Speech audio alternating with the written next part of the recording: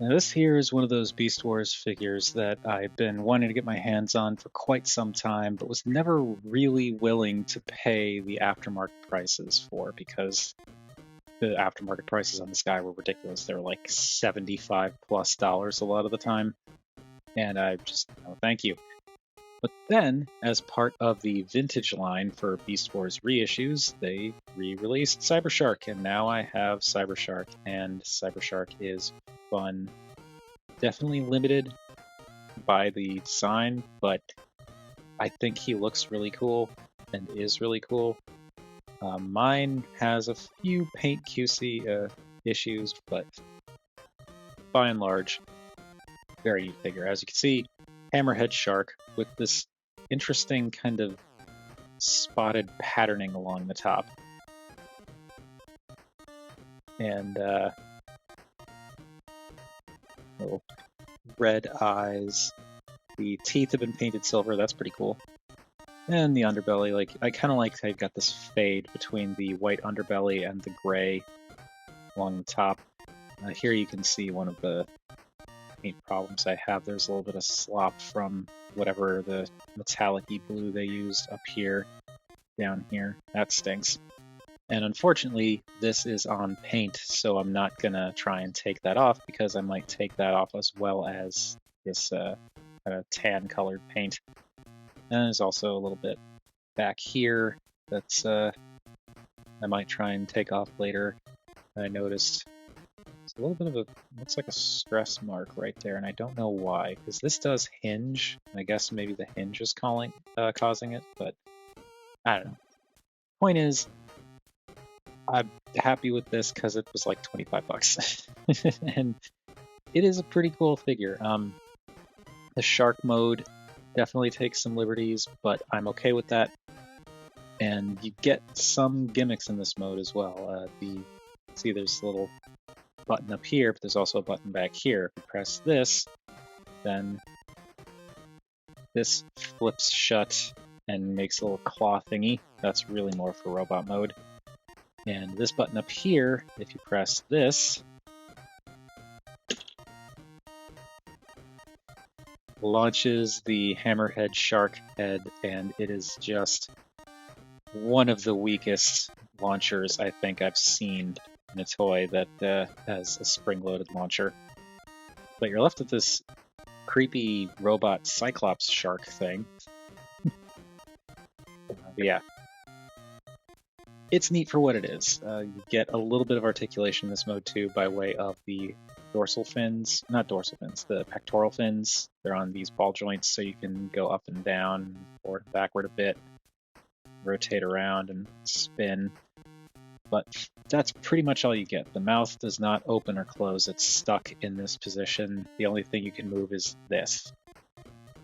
And the little flippy thing at the tail. I guess if you wanted to, you could raise the tail up and down a bit. That's really more for transformation and the weapon gimmick. But yeah, aside from all of that, it's a good looking shark. Colors are pretty nice. I like that they did the darker colors up top, lighter colors at the bottom, because the idea is, I believe for sharks, the idea is like if prey is like below them, they're harder to spot because the lighter colors help them blend into the brighter surface water. And if they're below something, then the darker colors have them blend in a little bit better with the ocean floor, theoretically. And yeah, I don't know, that's pretty much all I can say about this. It's a nice deco. The metallic bluish greenish color they used is really cool too. I like that. I just wish that they didn't have these like small paint QC issues, but they're small. It's fine for what it is. I probably would have been more bummed out if I had paid like $75-$80 for this thing on the aftermarket, but getting the Walmart version for $25, that I'm okay with. Now, let us do the size comparison thing. So here is Artfire and Rotor Storm and Samus and Burnout. I do not remember if Cybershark is considered a deluxe or not. I think maybe he is. It's definitely not a basics, but or not a basic, but he's pretty big for what he is, but then he's also pretty simple for what he is, so there is that. Let's get all of these back out of the way and bring this in. So there we have, center this a little bit. There we go. There we have Cybershark with the duck tank. Now, real quick before we get into the transformation, just want to say as a reminder, if you like this video and want to support the channel, or like any of the other videos that I've done, you can support it directly and monetarily via Patreon. There is a link in the description down below. It is I only have a single $1 tier available, but that $1 a month gets you early access to new videos, as well as supporting the channel. And otherwise, you can, of course, like, subscribe, comment, watch videos, that kind of thing. If you'd like to support the channel in another way, I have a different link in the description for a Discord server for ShowZ, which is an overseas website that I've been using for several years for a lot of third-party KO orders. They are great, customer service is great, prices are really nice, and if you use that link to join the Discord server, I earn a little bit of like 50 cents of store credit that can eventually add up to go towards other figures that I can buy in the future and make videos on. So with that out of the way, let us transform Cybershark. So the first thing we're going to do is pull off the tail, and it just pegs in right up here. So just yank that off. There we go. And I find it best to pull it off because it slides around feet like that. It's just easier to go that way. So I'm going to put that off to the side for now. Next, going to lay him open in the center. And this just spreads apart, and that comes out. And you can see the arms down here. Basically what happens is when the arms are in place, there are these little pegs on the feet that settle into the fists there, and that helps to kind of keep things together a little bit. It's not super solid, but it does keep things together for the most part. So you don't really need to unplug them because they're not super, like, they're not really tightly in there. They just kind of rest in there. But you can unplug those and then lay them open. And now we've got this going on.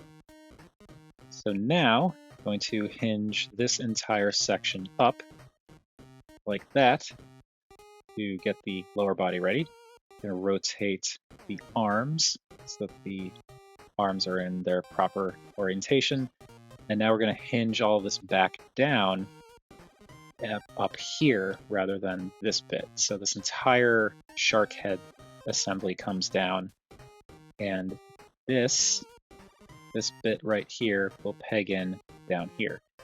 And that around and peg that in, and that is it. That is it for the transformation. I am going to need to tighten those hips, my goodness. But there we have, in the most basic of senses, Cybershark in his robot mode. And I'm also going to do one other thing. This is a me thing, but I like to take the pectoral fins and angle them up.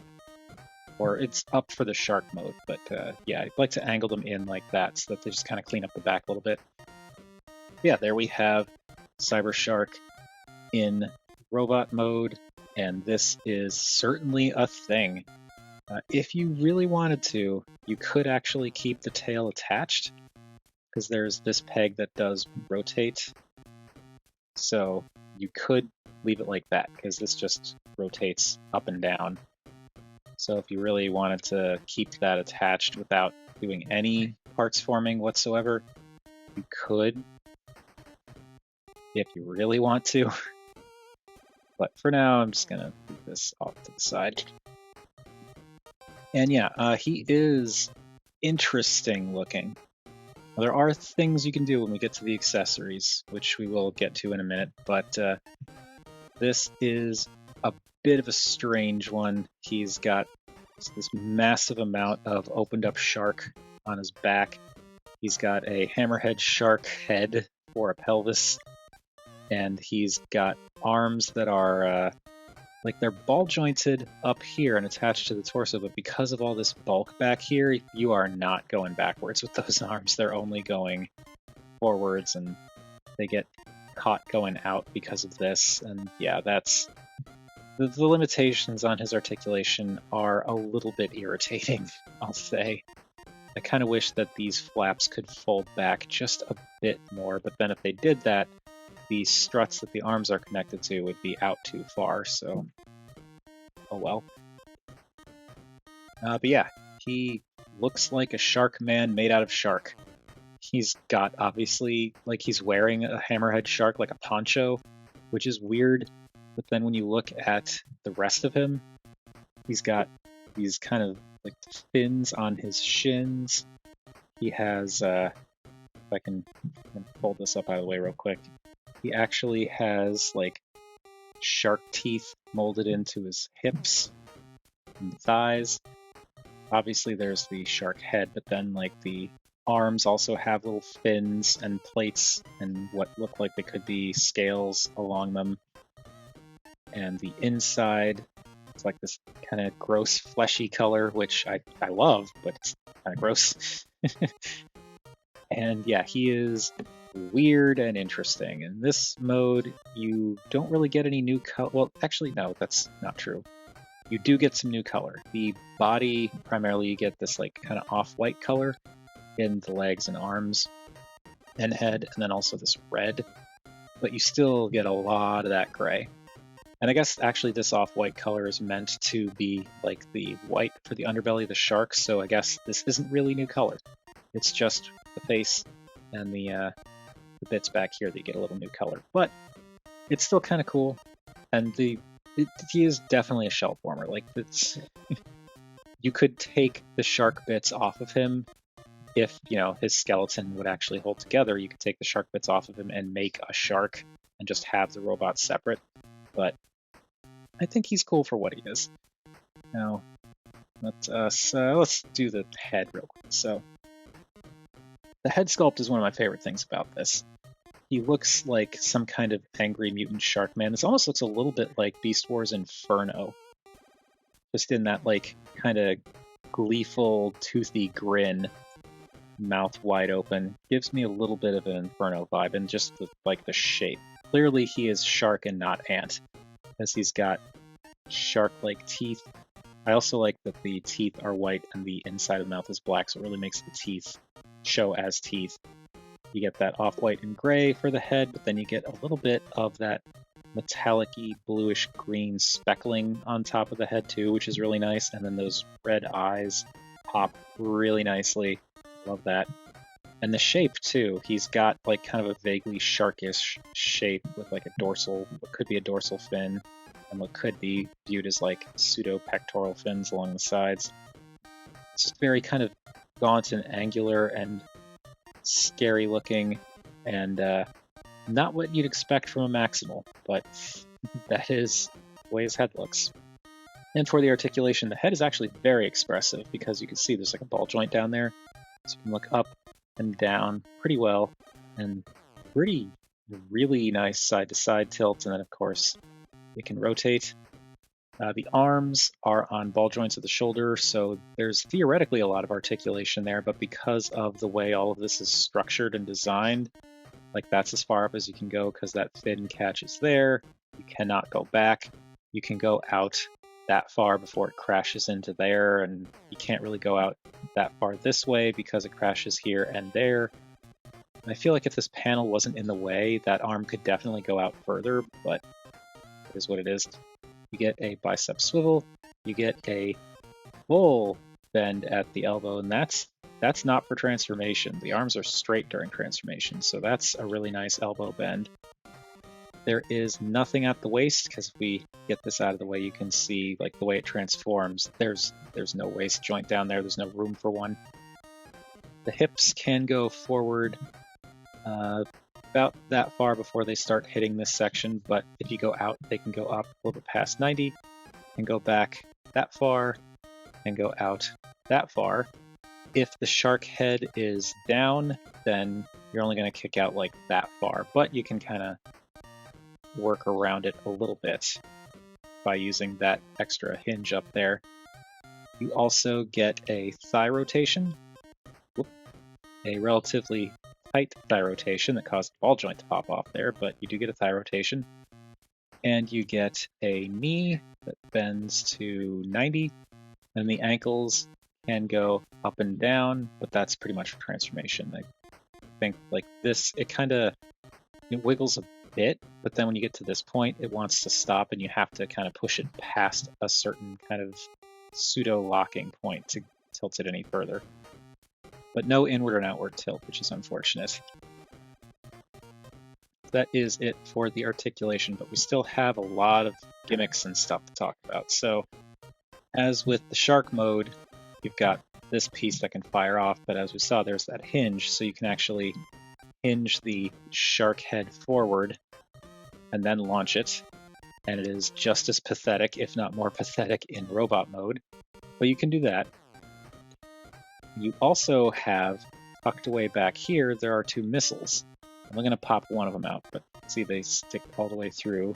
You just push that out and put it out there. And here you have this little missile. And the missiles are cute because they have these little smiling shark faces molded into the ends. But these peg into a little launcher on the torso, so you can have him firing missiles out of his chest. And these fire a little bit better because they're not as heavy as this thing is, but still kind of silly. But then these just store right back here. There we go. Put that back in there because I'm not really going to use those again. Actually, one thing I do want to go over with these is if you really wanted to, you could have him use these as melee weapons. Their ends are just big enough to peg into his fists.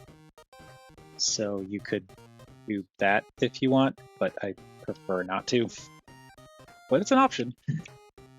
And then there is the other stuff you can do with him. Now, as you may notice, he actually looks pretty good without this attached down here. Like with this down here, it looks a little bit awkward, and this is kind of flaring out, and it's fine.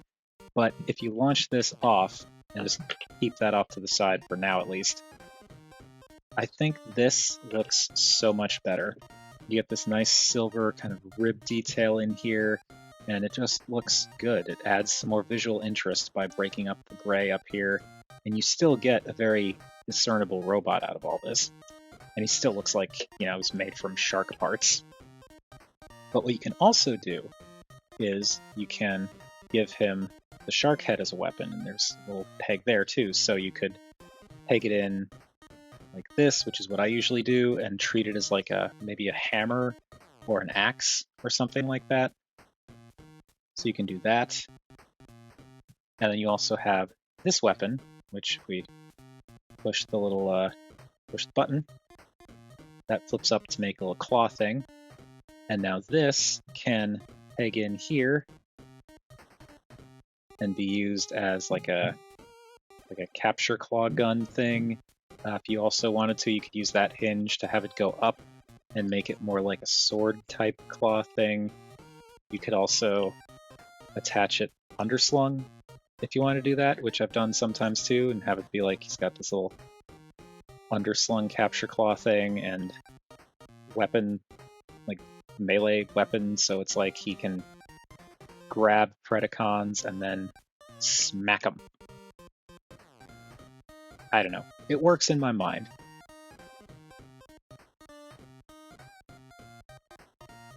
But as awkward as this guy is, he's actually a lot of fun. I like the design a lot, and I like the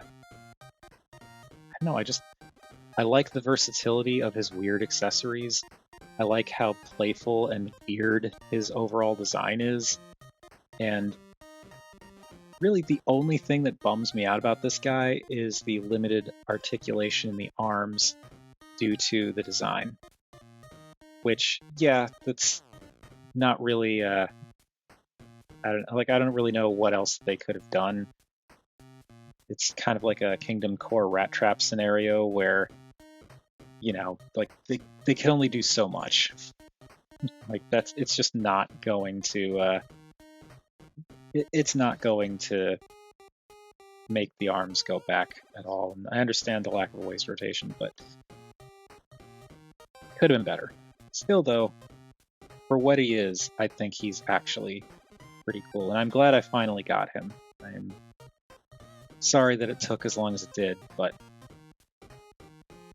I appreciate him for what he is, and I'm very glad that I got him for only 25 bucks. So there is Cybershark. Let's get things situated for our last bit of size comparisons, because I feel like I need to move this along. A little bit rambly. Go, and Burnout, and Samus, and yeah, he's a roughly deluxe Beast Wars figure. Actually, I'm gonna get Rotor Storm, Samus, and Artfire out of the way here so we can do a more direct comparison to a modern deluxe, because much as we all complain, I've been guilty of this too, as much as we all complain about how deluxes are kind of small these days, like, there's not that much difference between these two in terms of size. Yes, there's clearly a difference in terms of bulk. Specifically, you've got these gigantic weapons that are parts of the Shark mode for Cybershark, but that's all they are, is weapons. The actual core robot is roughly the same size as Burnout, roughly. And it's also massive shell forming. So I feel like, yeah, the materials have changed. There are definitely limitations. You've got waffles, but you've got waffles on Cybershark too. Let's be real, like inside the legs there. It's G1 and Beast Wars, and I mean this. Like, if you've looked at a lot of older official G1 figures did the waffling thing to cut back on plastic use. Like, it's not a new thing. So, like, a lot of the things that we complain about here, it's an understandable change that happens over the years. And the old toys are not, like, they're not perfect. They did the same thing in a lot of situations. That said, I think Cybershark does some cool stuff that I wish we got in the modern stuff, in the modern toys. Like, I don't know, just the deco I think is fun.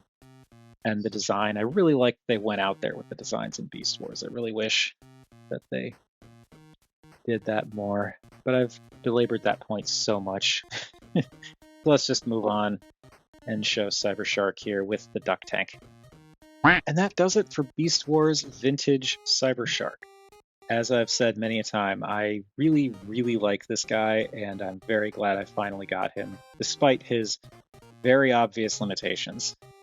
Like I said, the articulation isn't great. His weapon accessories are a bit awkward, and I do wish that you could do a little bit more with him. But all that said, the personality that this guy conveys is just amazing. Like, he's just neat. He's got, like, personality, like I said. I don't know how else to put it. You can do just enough. Like, this is typically how I have him posed on the shelf, by the way, with the claw kind of over his shoulder and holding the hammerhead head as like an axe hammer type thing. But yeah, despite his limitations, he can convey quite a bit of personality and is fairly expressive. It just, would be nice if this stuff folded back a little bit more and didn't hinder the articulation as much. And the paint slop on mine is kind of unfortunate in the Shark mode, but it's not anything major. And the gimmicks are fun. Just sucks that the launcher gimmick is so pathetic. Not to the point where I'm going to open him up and try and give him a better spring or anything like that, but it's just a little bit like, eh. But with all of that said, that is going to do it for Cybershark, specifically Vintage Cybershark. So what do you all think of this guy? Whatever your thoughts, feel free to chime in down below. I always enjoy hearing from you all. Thank you everybody for watching, and if he's still around, I'd say grab him because he's fun. He's simple, but I think he was well worth the $25. Would have been even more worth paying less than $25 back in the day, but this isn't back in the day.